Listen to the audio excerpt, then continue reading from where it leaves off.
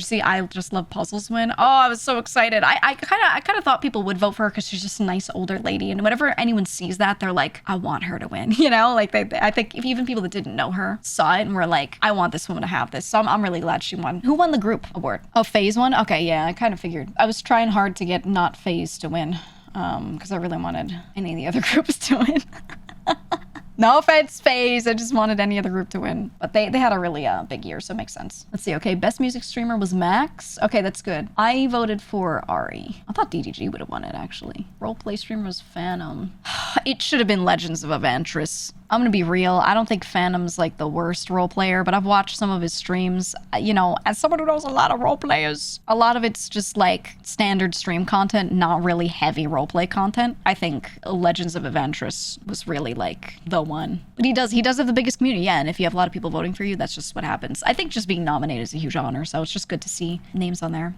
Brand partner was Red Bull. Honestly, I think that's a good one. I voted for GamerSubs, but I think Red Bull has been huge over all of these other companies on this list, the other brands. They had Cash App and AT&T on there as well. Red Bull has been sponsoring streamer events, but not just sponsoring, not just throwing money at them and being like, here you go. They've been making the events because that's part of Red Bull's thing anyway. Like, obviously they have a product, but Red Bull has been huge on all the Red Bull challenges, and they like build huge arenas and go for like sports records and whatever. So they kind of already have that infrastructure. So they've been then applying that and like letting streamers make events with them. Stuff that streamers want to do that they couldn't really do on their own, but Red Bull's like, we have the infrastructure, you know, let us do it. I think they've been doing a great job with that, so that's like hughtly deserved. I was just hoping it would be either GamerSubs or Red Bull, but yeah, no, as a company, there's so much more than just a drink. Like, they do all of the like athletic stuff that they do is insane. Good fighting game streamer. Oh, Lily won. Really? I was hoping SK would win, but SK plays a lot of other stuff. Lily's been really dedicated. She also has the bigger community, I think, so it makes sense. Aggie won speedrun. Oh, I was hoping. He's on this list like constantly, but he's always the bridesmaid, never the bride, you know? I'm glad. Minecraft streamer was Tubbo. Super deserved. He's been running a lot of events, like a lot of events that brings that community together, which has been huge. The mid-offs were so fun to watch. I was never like into them, and then I just saw like they were already ongoing, but I think that kind of stuff, like I've just been getting really into watching it, like a lot of competitive little Minecraft moments. And I think Tubbo's been huge with all of that, so that's good. I think Kuriwe would have also been a really good one, because he's been co-hosting a lot of that. Marvel Rivals streamer Flats. You know, I didn't really know Big Puffer, but then he was on my team for Block Wars, and I regretted not going back and changing my vote, but I think I didn't have time to. I'm not sure, maybe I did. But you know, now that I know Big Puffer, oh y'all, Big Puffer should have won. Strategy game streamer was Jinxie. Really? You know what? He has gotten really into recently, so you know what? Hell yeah. It's kind of like when Tyler 1 got into chess. Remember that? He's been playing nothing but Clash. I don't care if you agree or disagree. I'm just going to give you my opinion. I think Clash Royale is a beautifully designed strategy game. Yes, it's lightweight because it's mobile. Do I agree that the pay-to-win part is yes. If you take that out of it, the game is beautifully done. I think it's a shame that it's so heavily pay to win. I played it early on when it was not so heavily like that, and I was just astounded that it was done so well. I think the company, Supercell makes like really tight games. They make really well designed games. I just wish that, you know, they've already made their money by making so many of their games pay to win. Please release something that is that well made that isn't pay to win. You'd have a great game. Please, Supercell, please. But you know, they're never gonna do it because they could just make more money. Best reality streamer was Ray. You know, I think he's been doing a great job, but I've also seen so many clips of him saying like some fuck ass weird comments or things that I think are like just not cool. I've just been seeing some now. Sometimes I think he's doing a bit, so some of those clips I'm like, you know, whatever, I take them with a grain of salt. Like some to me I'm like, this guy's clearly doing a bit and it's a joke. Other times I've seen some clips where I don't think, again, I don't know him that well, so I could be wrong, but I don't think it's all a bit. So sometimes I'm like, but I don't know much about him. I just see some clips, you know. Hard to judge. You could say the same about some other people that some of them get portrayed really poorly, but then I like know them or meet them and I'm like, hey, this person's actually not that bad. You know, a couple things taken out of context, whatever. In this guy's case, some of these I don't think you could add any context for me to see some of these clips and be like, yeah, that's cool. So I don't know about that. But again, I don't know him well, and I'm not gonna say he's evil or some shit.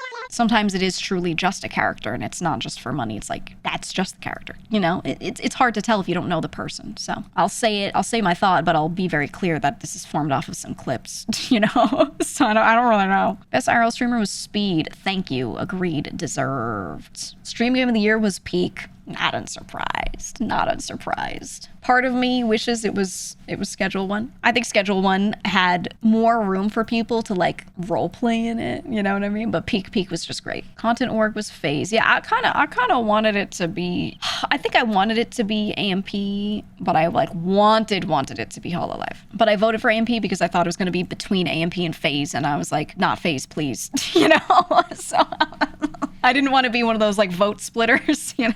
So I was hoping AMP would take it. I don't know, AMP has some people in it that kind of, sometimes they say things and I'm like, what? But most of them I think have been pretty chill. FaZe, I don't know. I'm telling you, again, this is like a clip opinion. This opinion formed off of not watching a lot of their streams. But I click in here and there, see what people are up to. And, you know, I've seen a lot of things I don't like. Not just like not for me stuff, but more like, I don't think people should see that or hear that kind of stuff, you know? So I was hoping it wouldn't be them, as whatever. I'm sure they're not all bad. Stream duo was Agent and Emily. Why not Sea Dog and Iron Mouse?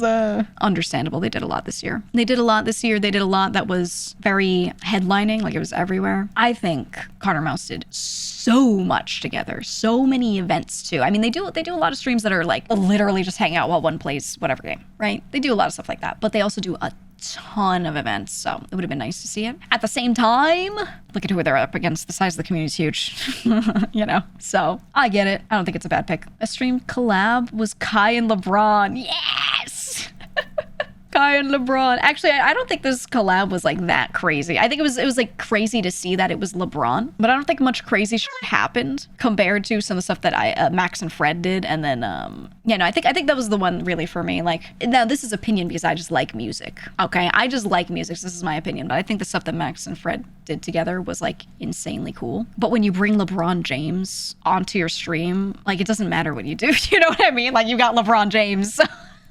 You know that's the goat. I love LeBron. So it's like, all right. Yeah, I'm not that great, but I'm pretty good. They call me LeBron's James. Best marathon stream was Mafiathon 3. What do you mean it wasn't Speed Does America?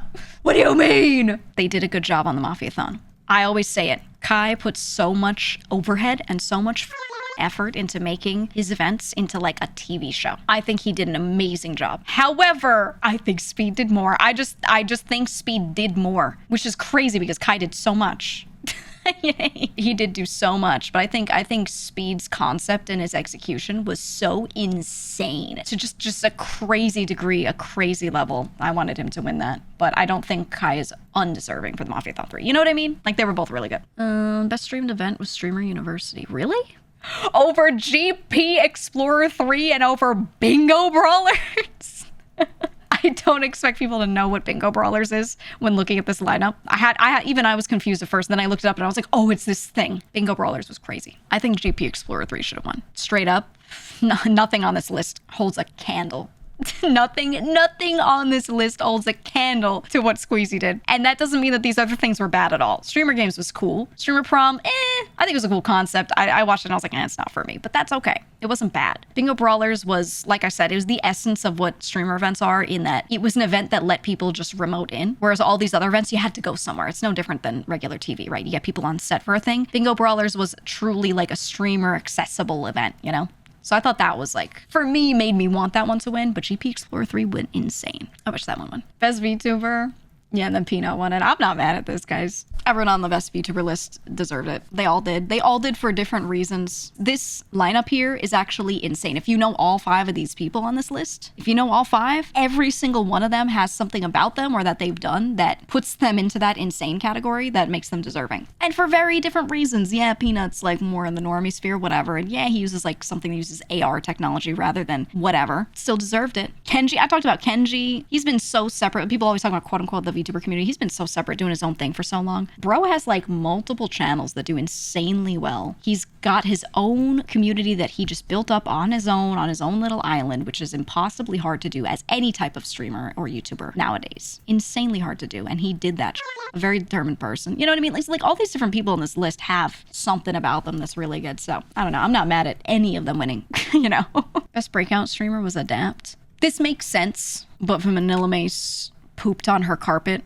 Okay, she pooped on the carpet for content for her clip, and I think that should be recognized. So, you know, I just want to say, Vanilla, I see you, okay, and I respect what you did. The cock carpet.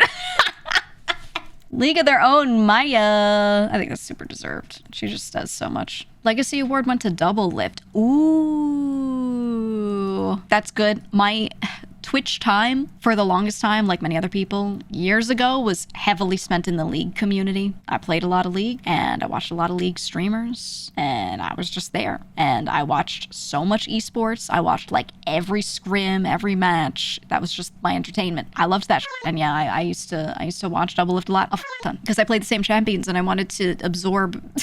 I played ADC a lot, and I wanted to absorb it through the screen, you know.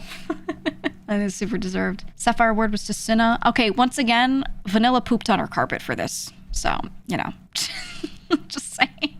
I see you, okay? I see you. Gamer of the Year was Queso. Ooh. Interesting because it says showcases exceptional gaming skill. I would have picked other people. I don't think he's bad at games, but like, he's next to Summit, you know what I mean? But then it says, and entertainment across multiple titles. That's Case. 100% the GOAT. I think someone who mixes both, though, I actually thought Onipixel was, like, most fitting in the category. Like, funny and really good at the game. I think Peanut's pretty good, too. Insane clips. But I think, yeah, I think Case still deserves it the most, man. I think him just being so heavily variety helps. Streamer of the Year was Speed. Ooh, yes. So deserved. I'm glad he got it. Because, you know, I'm sad that, like, his content didn't get it necessarily. Like, he didn't get it for the other category. But, yeah, it's so deserved, dude. He did so much. He just, like, I can't even describe it. He just did so much, man. Okay, not bad, not bad. I don't think anything on here is, like, confusing. I think all the nominations all kind of made sense. I think the only one where I'm like, oof, is Content Org. Realistically, I think it should have been Hollow, but I think people voting here don't have the context. They don't even really, like, know what Hololive is other than VTubers. But out of all these companies, I mean, I would say they're less you know what? Argument here, maybe counter argument to myself. They are less of a Content Org, more of a brand, right? Where all the other three on here, their main thing is making content as a group. For Hollow, it's more making the characters into a brand, right? It's more about let's sell merch, right? It's like, yeah, it's an ecosystem for sure. That being said, I still think they've done insanely good events, all the concerts, stuff like that. But I think, you know, Content Org isn't about that. It's literally description says the ones that produce the best content during the year, you know? So I get it because I think a lot of their time, they do so many collabs, but it's spent just pure streaming, not really doing like events. They do them, but then you look at like AMP and FaZe and how many of hours of their streams were them doing events. Like it was mostly event based, you know what I mean? So I get it. I think if this were like best brand,